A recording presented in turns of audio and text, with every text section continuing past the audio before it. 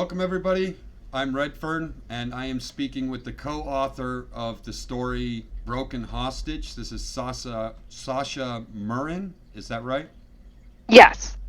And she is with me today to talk more about her points of view as a co-author on this story and how her character went through and what she was thinking when she wrote what she did and so forth. My web camera is up high, so if you notice I'm not looking at it, it's because I have a whole list of questions here I want to talk to her about, and I don't want to keep looking up at the camera. Um, so, one of the first questions that I have, if everybody's ready, is tell us a little about yourself as a co-author. What kind of inspires you to write? I guess I've always been creative since I was little. I've always liked to write and to draw and to animate and all that sort of stuff. And the character that I use for this is near and dear to my heart. And she became homeless after a writing site went down. So I decided to use her here, and I'm very happy that I did. And all of the stuff that goes on with her is also very easy information for me since it's my field of psychology. Helps me write even better because everything makes a lot more sense when I So know how you're the in the brain field of works. psychology then. Yes, I And am a therapist. and do you feel that that has helped add to your overall creation of characters? Yes, I use that to balance them out sufficiently with positive qualities, negative qualities, and neutral qualities. Okay. Well, one of the things that we started our story off with was a profoundly serious content warning. And this is perhaps one of the darkest stories that I have ever written, and I'm really well known for my dark stories. And this one is super dark. Like it is just one of the darkest psychologically just horrific stories that I've written. And we've really got some dark undertones to this one. Do you write stories like this as well? Like this dark?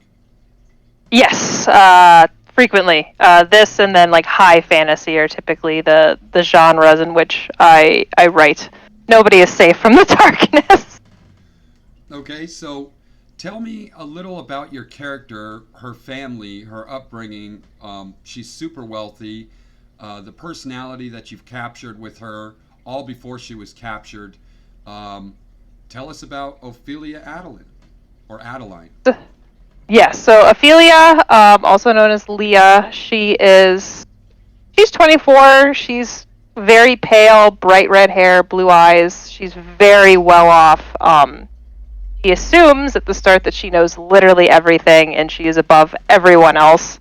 Um, she is brutally honest and will tell people what she thinks to their face and doesn't really care about any kind of reaction that they might have.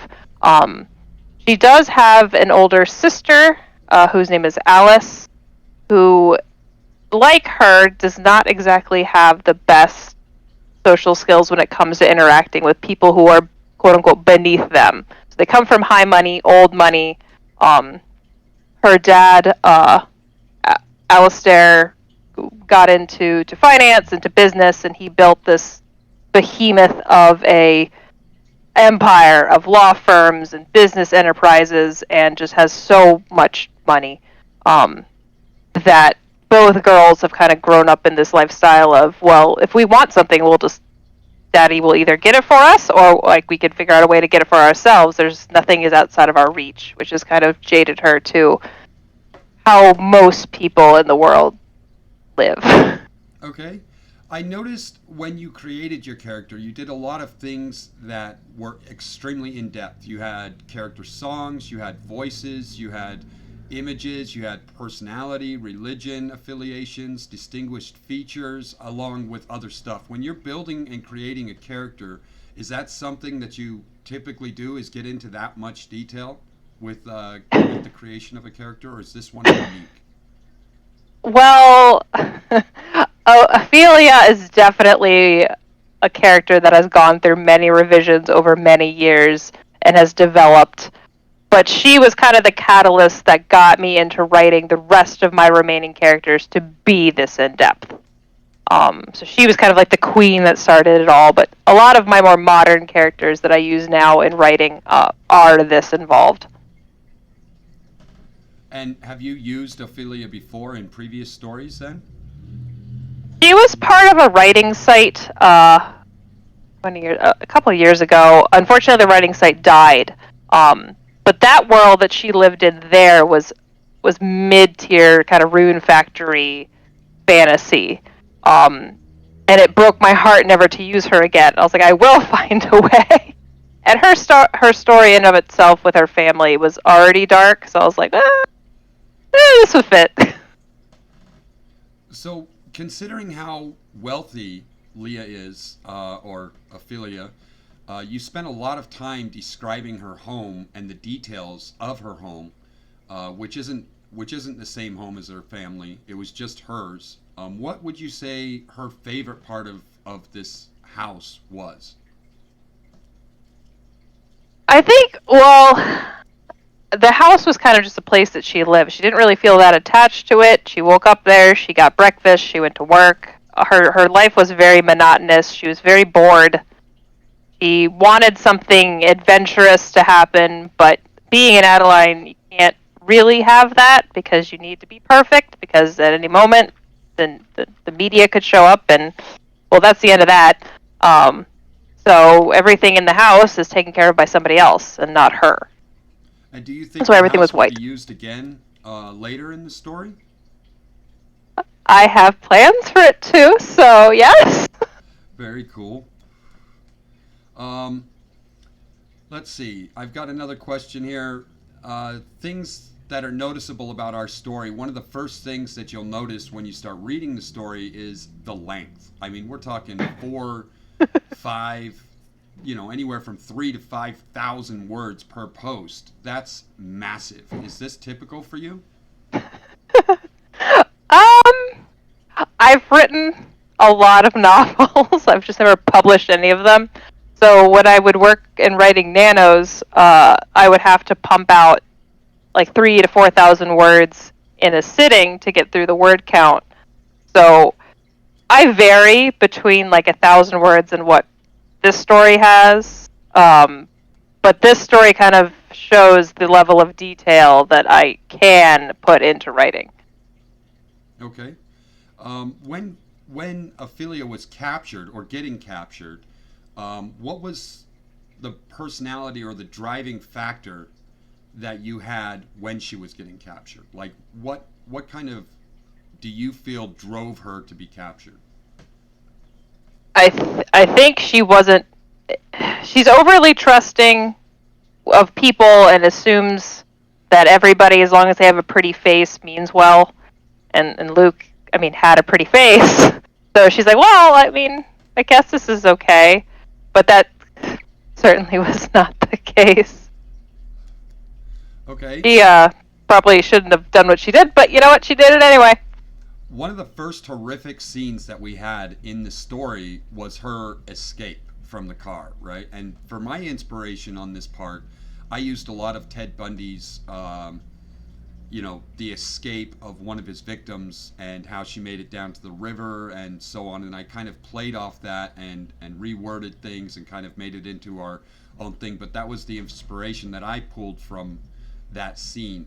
When you were writing for Ophelia, she chose to escape. You did a very realistic job of this, and you were running down the road and had her make the choice to run into the forest. What was her mindset on instead of staying on a public road, she ran into the forest? I mean, where were you going with that whole idea? So she isn't in a familiar area, so she has no idea where she's running. She has no idea who's around, who's going to listen to her. Uh, she's not exactly thinking. She's in fight or flight at that moment, so processing thought is not exactly working for her. So she's thinking, well, either I can keep running on the street, or I can go in the woods and maybe I can lose him. Maybe I'm faster than him. Maybe I can duck behind a tree. Maybe I can jump down a ravine or something where he can't find me, he can't catch me. Um, but she's also not super athletic, so just she really wasn't thinking, which ultimately ended in her own downfall. Right. So, if anybody's interested in my views on what Luke was thinking during these capture scenes and so forth. I've already done a kind of a personal overview of the story that you can see earlier. This one is all mostly about Ophelia and the co-author and so forth. So if you notice that I'm skipping over areas regarding my particular character and my role in this story, that's why. Um, and so the next question that I have here is, she's finally taken to the cabin, and a massive amount of the story takes place in this cabin. And the layout was created, a lot of details for the cabin was created. What would you change about the cabin as a co-author? If you could change something, what would it have been? I did really like the cabin. It made a lot of sense. I mean, Ophelia hated it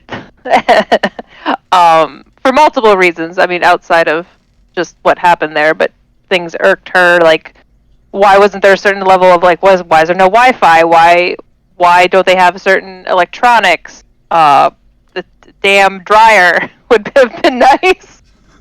I guess with her, and I guess me, I was just thinking like I would have to trek that. I don't want to walk that far. That's really far, like, to walk. They're almost 6 miles off the main road, right? Yeah, and that's a really long way to walk, unpaved, through the woods. I would not have liked to do that, regardless if I was in the same situation. So maybe putting in a road, that might have been nice, but then that would have given the whole thing away. So I want to dive a little more into her mindset and the changing of it. As you know, this is a true horror story, and off the get-go, one of the worst things that takes place in this cabin is she has this extraordinarily strong will right off the bat, right? She's fighting against everything that's happening to her. She's fully conscious and aware of everything. But as time goes on, the psychological effects and the physical abuse and just the horrific overview of everything that's going on is beyond anything I've read, and I've read a lot. And this went pretty far. How did that really apply to Ophelia and just overall the sudden oncoming of this abuse and this kidnapping and so forth? So Ophelia has always been very headstrong, very prideful. She doesn't like to give in to others, especially men. So that's why she fought so hard. She's not the kind of pushover girl that's like, oh, I got slapped, I'm just going to go cry and give in and just be fine with everything. She's going to fight until she can't fight anymore. But when you look at psychological trauma, if it's prolonged trauma in the sense of this, like physical violence, other types of violence, eventually the mind begins to wane. And in that moment of weakness, it kind of takes on another form of how to cope with those things happening. Because if you can't escape it and it's constant, you need to learn how to cope, which is how she learned how to back down and not be as forthcoming and prideful, because it's either you back down or you keep getting beat. So you have to pick one or the other.